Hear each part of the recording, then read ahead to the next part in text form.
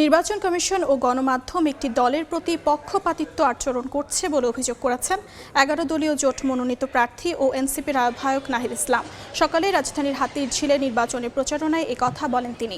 পরে রাজধানীর বাড্ডায় আবাসিক এলাকা ঘুরে ভোটারদের সঙ্গে মতবিনিময় ও জনসংযোগ করতে দেখা যায় তাকে।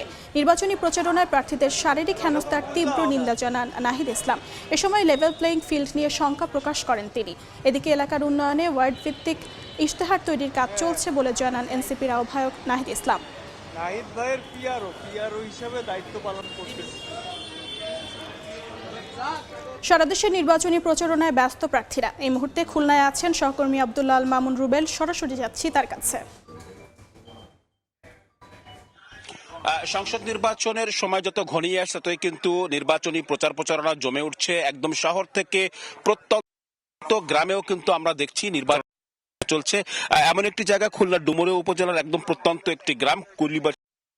জামায়াত ইসলামের এই আসনের অর্থাৎ খুলনা ৫ আসনের যিনি মনোনীত প্রার্থী মিয়া গোলাম পরোয়ার, তিনি কিন্তু আসলে নির্বাচনী একটি সমাবেশে উপস্থিত রয়েছেন। এখানে কিন্তু আমরা দেখছি সকাল থেকে তিনি কিন্তু নির্বাচনী গণসংযোগ শুরু করেছেন। সকাল ৮টা থেকে তিনি আসলে নির্বাচনী গণসংযোগ শুরু করেছেন এবং প্রার্থীদের আসলে বাড়ি বাড়ি যাচ্ছেন। এই মুহূর্তে একেবারে প্রত্যন্ত একটি গ্রামে কিন্তু তিনি একটি সমাবেশ করছেন, যেখানে আসলে মহিলারাও রয়েছেন, পাশাপাশি পুরুষরাও রয়েছেন। একটি উঠান বৈঠক করছেন, সেখানে স্থানীয় নেতৃবৃন্দ এই মুহূর্তে বক্তব্য রাখছেন এবং মিয়া গোলাম পরোয়ার কিন্তু তার যে নির্বাচনী ইশতেহার বা নির্বাচনী প্রতিশ্রুতি রয়েছে সেগুলো কিন্তু সমাবেশের মাধ্যমে বর্ণনা করছেন এবং প্রতিটি বাড়িতে কিন্তু তিনি তার লিফলেট বিতরণ করছেন। আমরা দেখেছি যারা স্থানীয় নেতাকর্মীরা রয়েছেন, যারা দলীয় নেতাকর্মীরা রয়েছেন, তারা কিন্তু এই সমাবেশে যোগ দিয়েছেন এবং নির্বাচন যত ঘনিয়ে আসে তারা কিন্তু তার যে নির্বাচনী যে প্রতিশ্রুতি সেগুলো আসলে ভোটারদের কাছে বলছেন। অন্যদিকে ভোটারদেরাও কিন্তু প্রার্থীকে কাছে পেয়ে তাদের যে দাবি দেওয়া সেগুলো কিন্তু তুলে ধরছেন।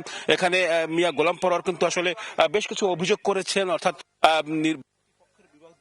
বিভিন্ন স্থানে যে সমস্ত রাজনৈতিক সহিংসতা হচ্ছে এবং জামায়াত ইসলামী নেতাকর্মী সহ অন্যান্য স্থানে নেতাকর্মীদের উপর যে হামলা হচ্ছে সে বিষয়গুলোর আসলে তিনি গুরুত্ব দিয়ে নির্বাচন কমিশন এবং রাষ্ট্রকে অর্থাৎ যারা অন্তর্বর্তী সরকার তাদেরকে আসলে এটির বিরুদ্ধে ব্যবস্থা নেওয়ার জন্য আসলে তিনি দাবি করেছেন।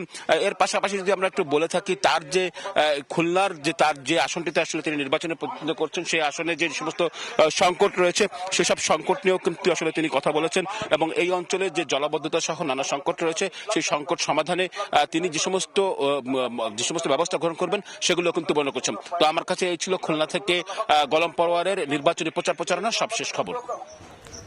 যুক্ত ছিলাম খুলনায়।